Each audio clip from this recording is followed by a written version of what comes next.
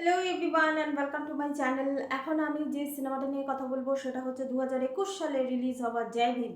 এই সিনেমাটা নিয়ে কথা বলবো। এটা একটা লিগাল ড্রামা। এই সিনেমাটা পরিচালক হলেন টি.জে. নানাভেল এবং এই প্রোডাকশন হাউস হচ্ছে সূর্য এবং জ্যোতিকারী প্রোডাকশন হাউস থেকে এই সিনেমাটা এসেছে 2021 সালে। মুখ্য চরিত্রে অভিনয় করেছে সূর্যা, লিজোমল জোস, মণিকান্দন সহ আরও অনেকে এখানে অভিনয় করেছেন। এই সিনেমাটা মূলত দেখানো হচ্ছে যে 1993 সালের প্রেক্ষাপটে ইরুলা বলে একটা ট্রাইবাল গ্রুপ আছে যাদের অবস্থান হচ্ছে তামিলনাড়ু, কর্ণাটকা, কেরালা এরকম জায়গায় যাদের অবস্থান, তাদেরকে নিয়ে কিন্তু এই সিনেমাটা। এবং এখানে তারা যেটা এখানে দেখানো হচ্ছে না, মানে ওনাদের সম্পর্কে যেটুকু আমি ইনফরমেশন পেলাম যে এরা দ্রাবিড়িয়ান ল্যাঙ্গুয়েজ ফ্যামিলি থেকে এরা বিলং করে। To be very honest, Dravidian language জিনিসটা আমার এই জিনিসটা সম্পর্কে আমার খুব একটা বেশি আইডিয়া নেই। এনিওয়ে, এই সিনেমাটাতে যেটা দেখানো হয়েছে যে এই ইরুলা যে গ্রুপে যারা আছে, রাজা কান্নু এবং তার স্ত্রী, এরা সাপ কামড়ায়, মানে এক ধরনের ওই সাপে কামড়ালে মানে তাদেরকে চিকিৎসা করে, মানে দেশীয় পদ্ধতিতে। যেহেতু এরা আদিবাসী, এদের আধুনিক প্রযুক্তিতে এদের কাছে থাকবে না, তো এরা সাপ ধরাতেও এক্সপার্ট এবং সাপে কামড়ালে মানে তাদেরকে বাঁচিয়ে তোলানোটাতেও মানে ওই কাজটা এরা খুব ভালো জানে। এবং এর মধ্যেই রাজা কান্নু বলে যে চরিত্রটা, আদিবাসী যে চরিত্রটা, তার উপর একটা চুরির দায় আসে।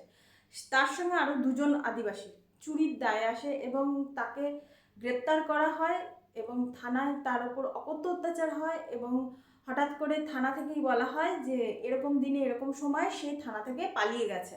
তারপর তার আর কোনো খোঁজ পাওয়া যায় না। এদিকে তার স্ত্রী সঙ্গিনী, সে কিন্তু প্রেগনেন্ট, প্লাস তার একটা মেয়ে আছে।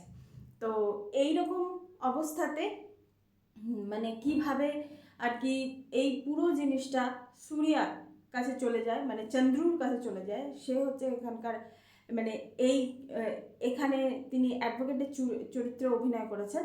তো সেই কেসটা নেয়, তারপর সে কিভাবে এই কেসটাকে নিয়ে ডিল করে সেটা নিয়ে হচ্ছে এই সিনেমাটা। এখানে অনেক জিনিস এখানে দেখানো হয়েছে। এখানে অপোজিটে যারা উকিল, তারা মানে যতদূর সম্ভব চেষ্টা করেছে যে এই সব মানে সমস্ত রকমের উইটনেসগুলোকে ফেব্রিকেটেড করার তারা চেষ্টা করেছে। অনেক কিছু এরা চেষ্টা করেছে, কিন্তু তার আলটিমেটলি কিন্তু এই জিনিসটা কিন্তু আর ধোপে টেকেনি, মানে এই পুরো যে ব্যাপারটা।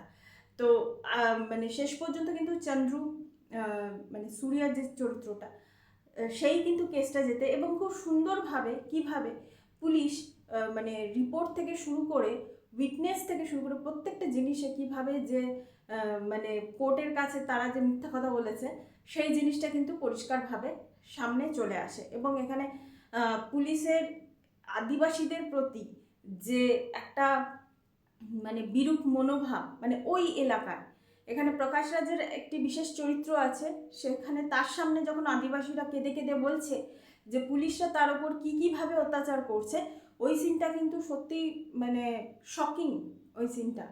তো সেই হিসাবে দেখতে গেলে এই সিনেমাটা কিন্তু যথেষ্ট শকিং এবং লিগাল ড্রামা হিসাবে, আদিবাসীদের একটা পার্ট হিসাবে, সেই দিক থেকে কিন্তু এই সিনেমাটা অন্যান্য অনেক সিনেমার থেকে কিন্তু অনেকটা বেশি উচ্চমানের। কারণ এখানে শুধু ট্রাইবালদের সমস্যার কথা দেখানো হয়নি, এখানে লিগাল পার্টের কথাও দেখানো হয়েছে, প্লাস তার মধ্যে কিন্তু একটা ইনভেস্টিগেশনও আছে। তো সেই জন্যই জয় ভীম অন্যান্য সিনেমাগুলোর থেকে একটু আলাদা আমার কাছে মনে হয়েছে। সো এটাই ছিল আমার এই সিনেমাটা নিয়ে reaction. Thank you so much. That's all. Please keep watching and please subscribe my channel. Till then, goodbye.